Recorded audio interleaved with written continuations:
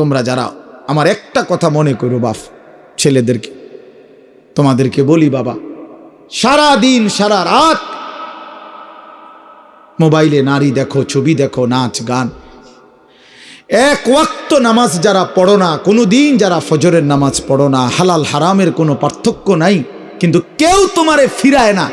তোমার মা, তোমার বাবা, তোমার পাড়া, তোমার মহল্লা, তোমার দেশবাসী, কেউ তোমারে নিয়ে একটু ভাবে না, কেউ তোমার একটু ফিরায় না। একটা বার বলে না যে এই বাবা তুই কোন রাস্তায় যাচ্ছিস, কিরে তুই মুসলমানের ঘরে জন্ম নিয়ে এত নষ্ট হয়ে যাচ্ছিস কেন? যাকে কেউ ফিরায় না, কেউ বলে না, কেন বাপ? একটা বার, একটা ছেলে শুধু তুমি আমার কথা ভাইবো যে কেউ তোমারে ডাকে না কেন?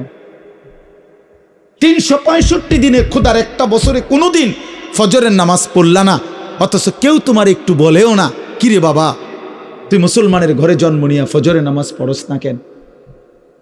সারাদিন রাত তুমি মোবাইলের মধ্যে নারী নিয়ে, ছবি নিয়ে পড়ে থাকো, কিন্তু আপন মা বাবা, আত্মীয় স্বজন, পাড়া পড়োশি কেউ তোমারে ফিরাইবার জন্য একটু ডাকেও না, বলেও না।